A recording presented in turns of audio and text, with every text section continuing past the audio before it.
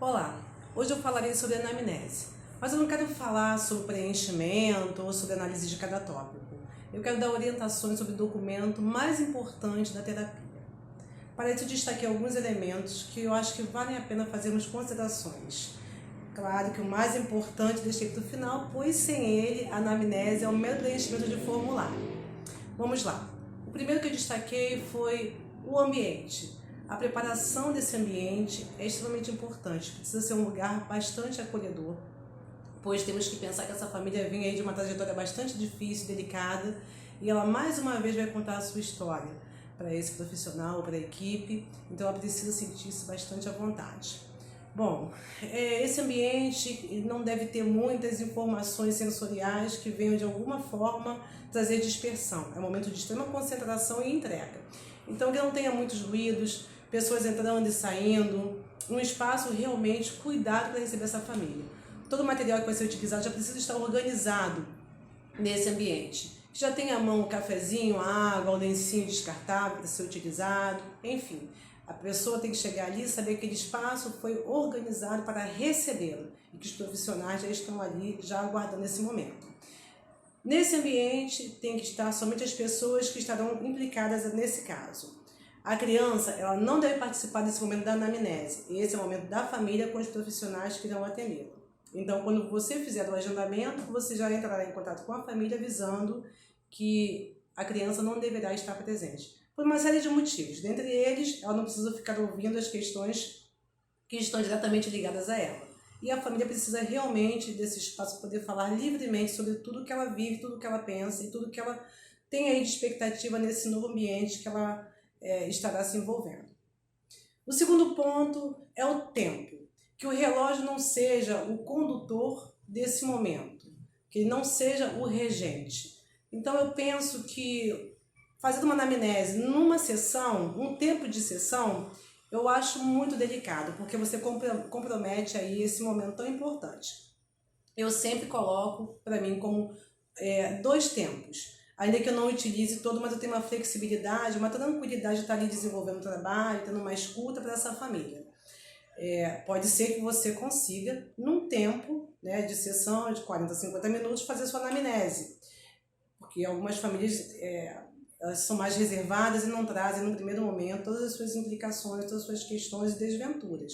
Então, você vai conseguir naquele tempo sintetizar essas informações. Mas não faça o fechamento dela aí, porque mais à frente pode ser que você comece a ter mais informações para agregar nessa anamnese. Como pode ter também casos bastante complexos em que você precise de um tempo maior, mas não um tempo maior a ponto de você passar de 2 sessões, porque a sua escuta já vai estar comprometida, vocês já estarão bastante cansados. Então, o que eu oriento?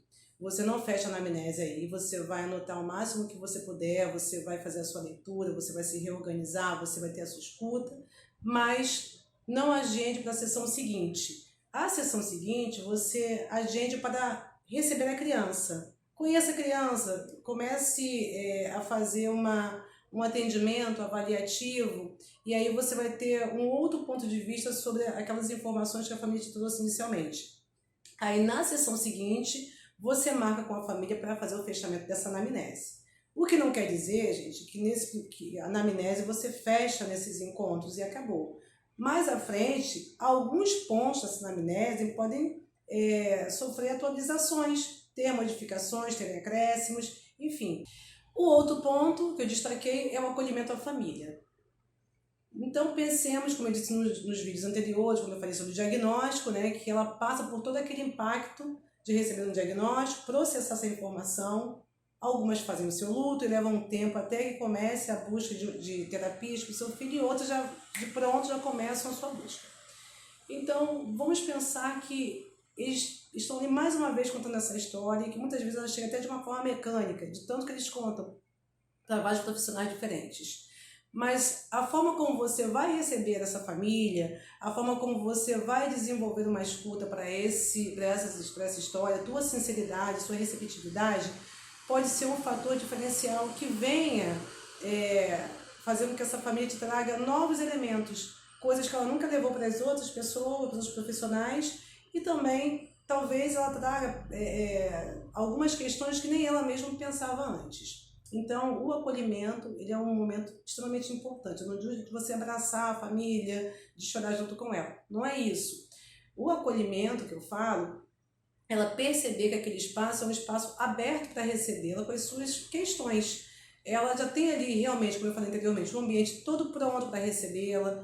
Ela tem profissionais que estão ali sem julgamentos, porque muitas vezes a família se sente julgada ou questionada pelos profissionais, mas alguém que esteja ali com sinceridade e aberto a receber as demandas que ela está trazendo naquele primeiro momento.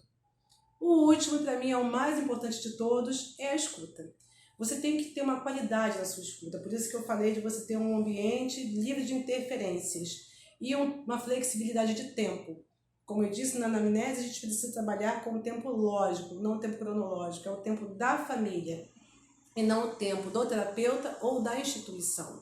Esse talvez seja um dos poucos momentos que você vai ter ali a família para te trazer várias informações. Então a nossa escuta ela precisa estar bastante ampliada. Como dizia Cazuza, raspas e restos me interessam. E é justamente aí que está o ponto. Sabe aquelas informações que muitas vezes não parecem importantes, que a pessoa está ali falando e está indo tudo para o lixo? Ah, isso não é relevante, pelo contrário. Talvez essas sejam as mais importantes. Vou dar um exemplo aqui. Os nomes que são confundidos, as histórias que no meio dela começam a ter aí os seus atos falhos, lapsos de memórias, ou algumas palavras que muitas vezes estão fora de lugar.